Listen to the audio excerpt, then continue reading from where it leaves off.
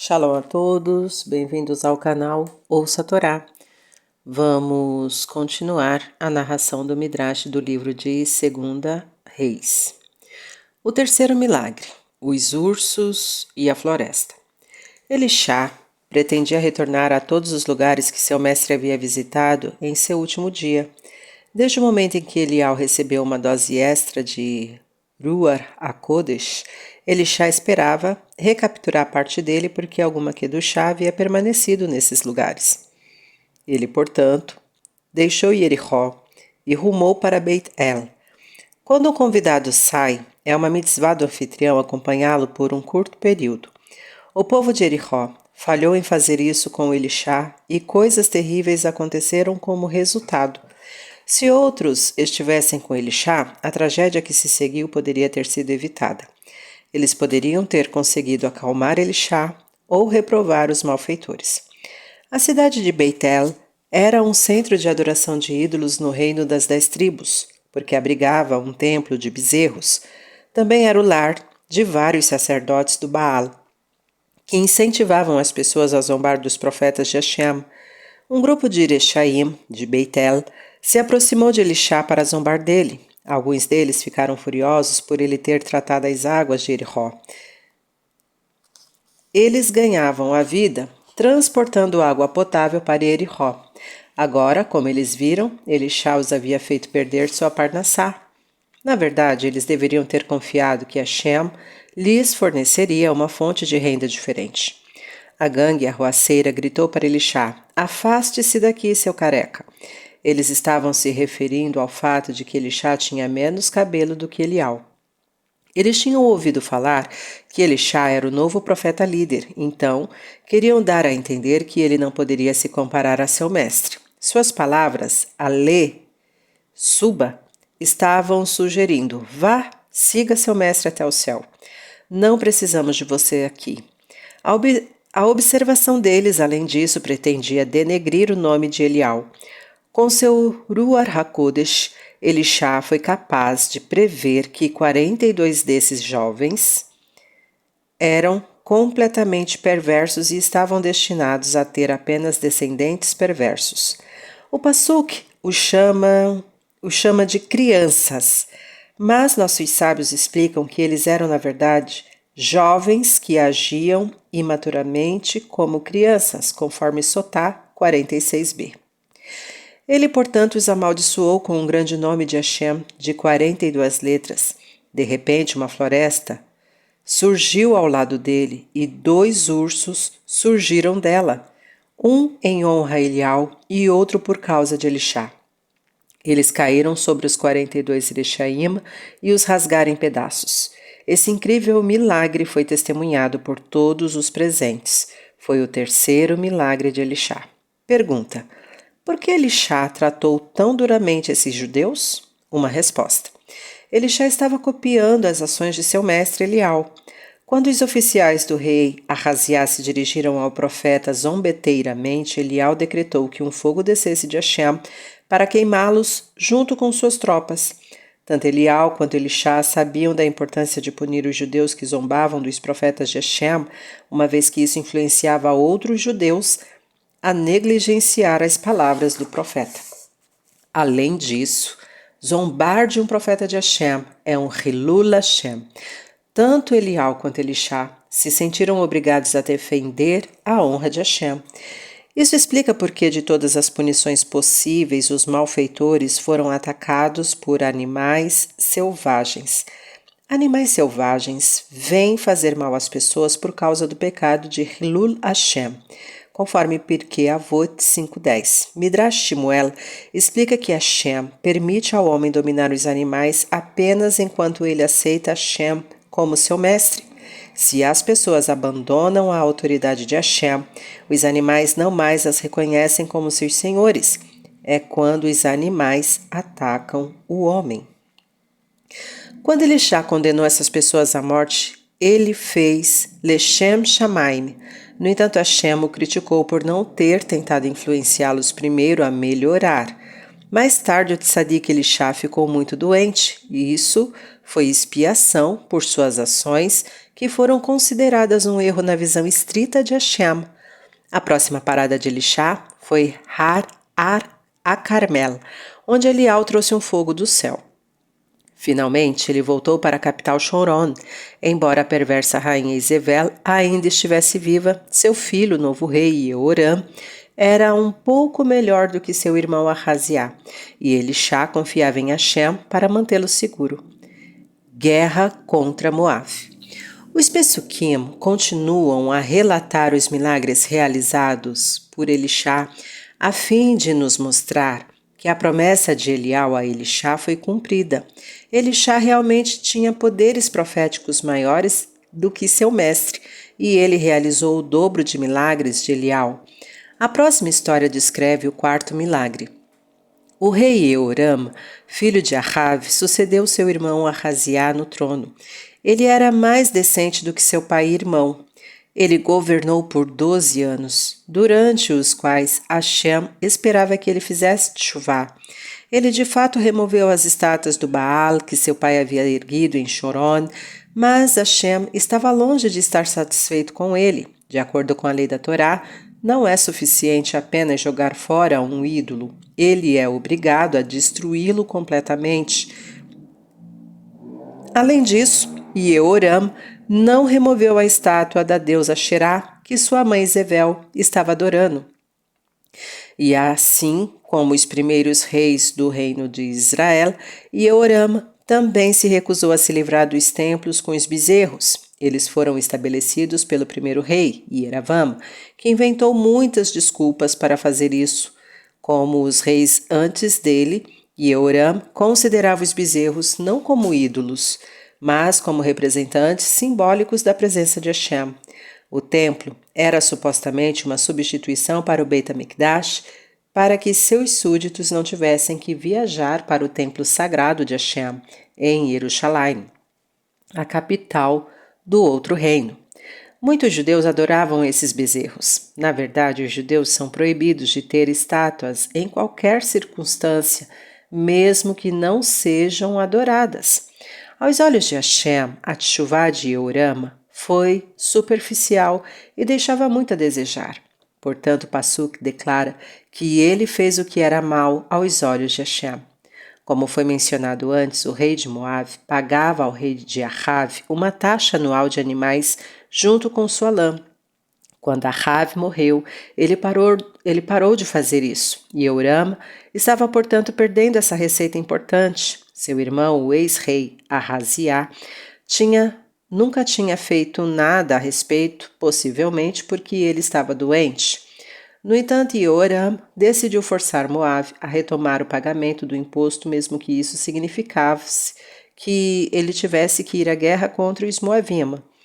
Mas ao inspecionar seu exército, Jehoram percebeu que não tinha soldados suficientes para enfrentar o exército de Moabe. Jehoram, portanto, pediu ajuda a seu amigo e tio Jeoshafat, rei de Judá.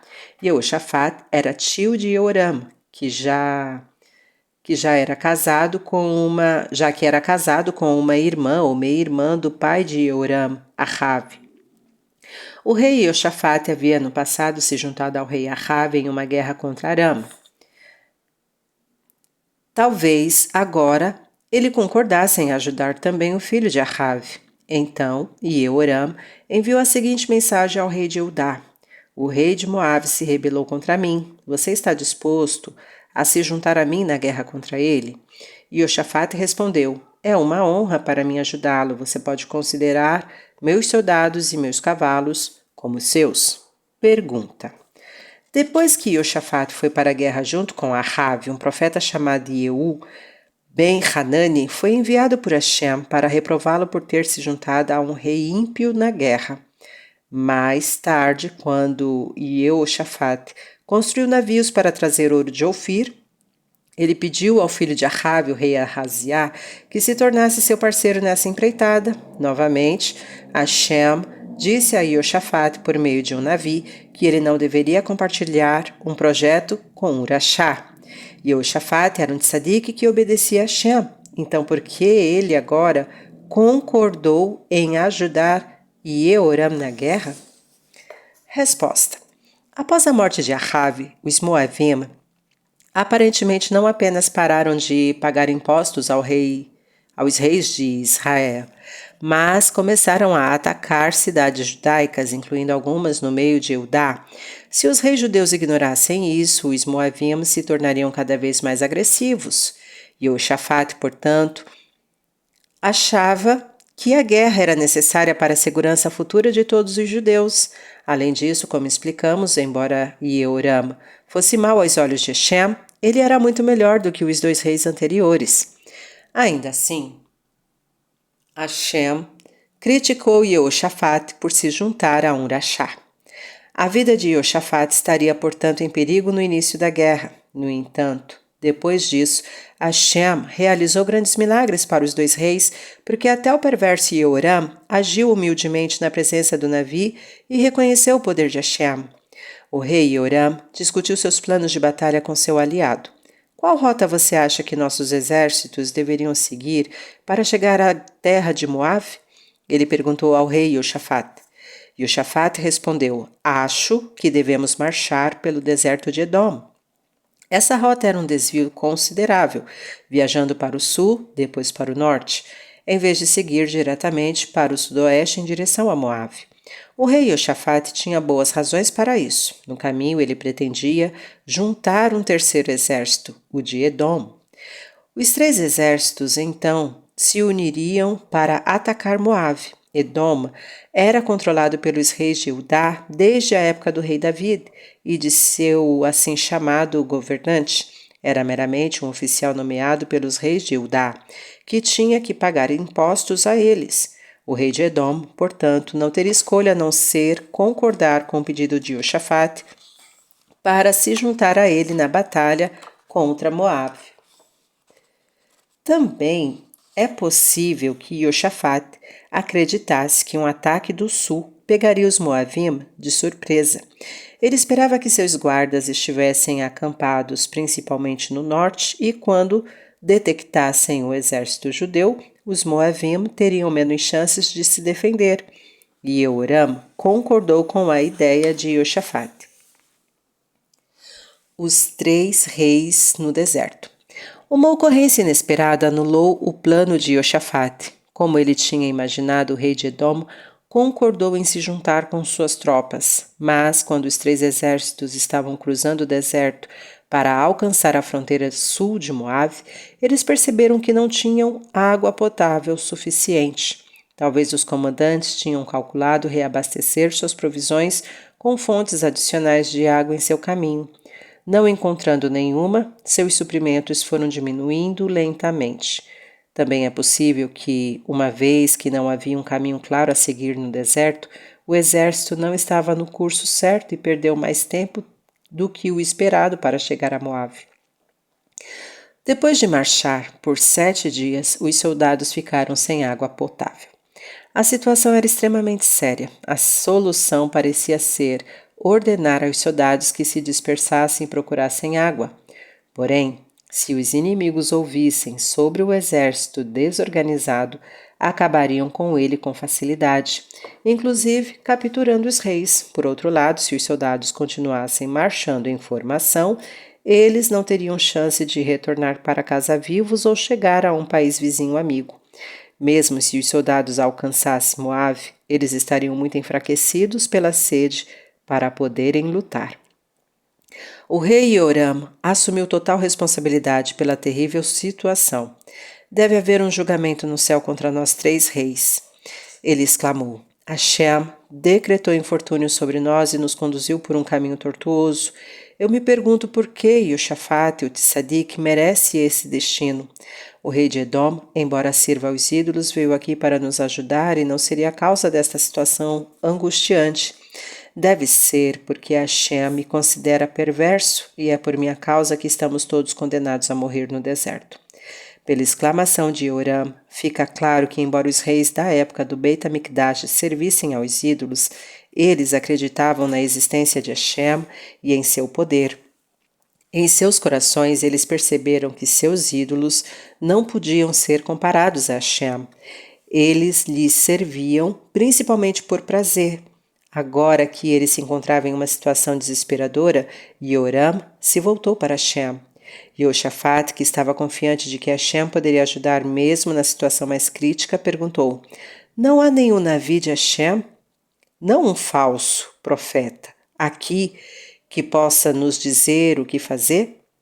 Certamente Hashem trouxe esse infortúnio sobre nós para que possamos fazer teshuvá. O Navi nos guiará e rezará por nós. Com lágrimas escorrendo pelo rosto, os 3 reis imploraram por ajuda a Hashem.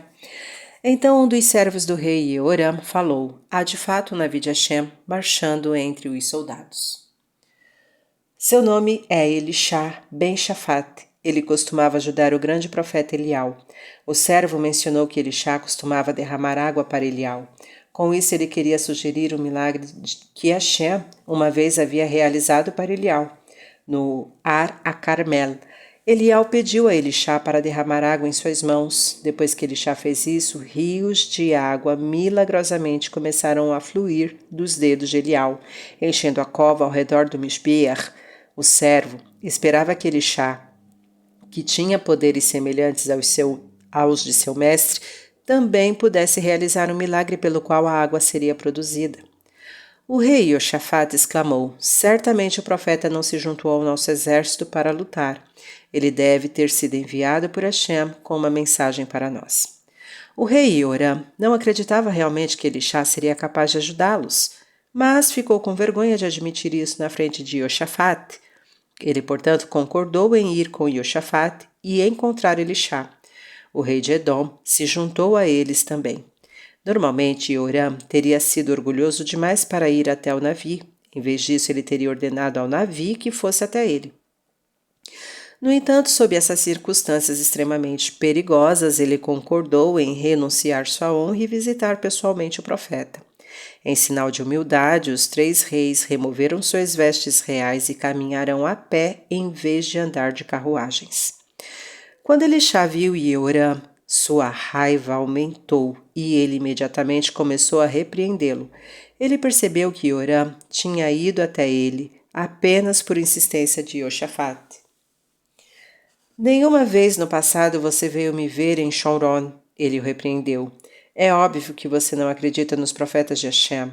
Em vez disso, você consulta os sacerdotes do Baal, de seu pai, ou os sacerdotes de Asherá, de sua mãe. Talvez você deva ir até eles agora para obter ajuda. Saiba que Hashem trouxe esse infortúnio sobre você por causa de seus pecados e o justo Yehoshafat está sofrendo porque se juntou a você. Por favor, Yehoram implorou, não mencione a maldade de minha mãe neste momento. Ajude-nos pelo bem de Yehoshafat, por favor.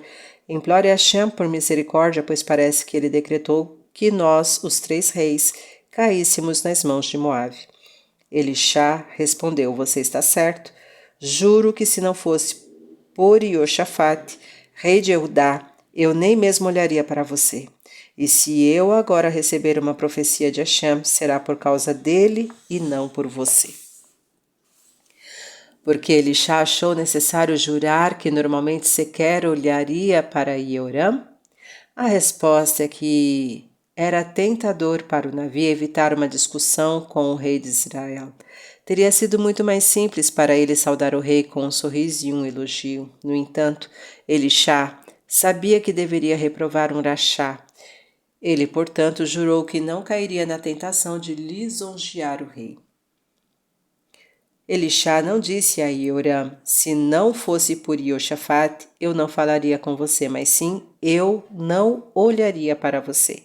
Há uma razão especial para ele usar essas palavras. Vamos dar uma olhada no Midrash. Nossos sábios nos contam. Olhando para um rachá. Rabi Yehoshua ben Korha foi um dos sábios que viveu até uma idade madura. Rabi Yehudá Nassi perguntou a ele: Por qual mérito você alcançou a velhice? Rabi Yehoshua respondeu: Toda a minha vida eu tive o cuidado de não olhar fixamente para uma pessoa má. Ele estava seguindo uma regra ensinada por outro sábio. É proibido olhar para um rachá. Aprendemos isso com o profeta Elisha, que disse a Yehoram: Se não fosse por Yehoshafat, rei de Judá, eu nem mesmo olharia para você. A Alahá, lei judaica, é que alguém pode olhar rapidamente para o Orachá, mas é proibido olhar para ele por um longo período de tempo. Por quê? Qualquer coisa que uma pessoa vê deixa uma impressão em sua mente. Nosso cérebro é altamente sensível. Não existe tal coisa como tudo que fiz foi olhar. Isso não conta. Por esse motivo, a Torá proíbe um judeu de olhar para um ídolo, o que inclui qualquer imagem ou estátua que as pessoas adorem. Os ídolos são também impuros, portanto, é espiritualmente prejudicial para um judeu olhar para eles. Da mesma forma, o rosto de uma pessoa perversa perdeu a imagem sagrada de Hashem, que é evidente no rosto de cada ser humano. É um rosto de Tumá, e o judeu não deve olhar fixamente para ele. O inverso é igualmente verdadeiro. Ao olhar para um tzadik e cenas de Kedushá, ficamos positivamente influenciados. Quando Yosef foi tentado a pecar com a esposa de Potifar, ele visualizou a imagem de seu santo pai Yaakov, que isso o impediu de pecar. Portanto, o judeu deve preencher seu cérebro apenas com imagens de Kedushá.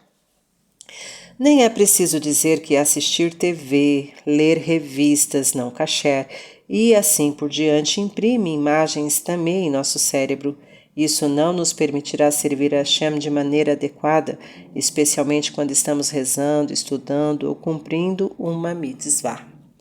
Vamos continuar em outro momento. Tá gostando do conteúdo do canal? Então curta, comenta, compartilha. Se ainda não é inscrito, se inscreve, ativa o sininho e fica por dentro das novidades. Shalom a todos!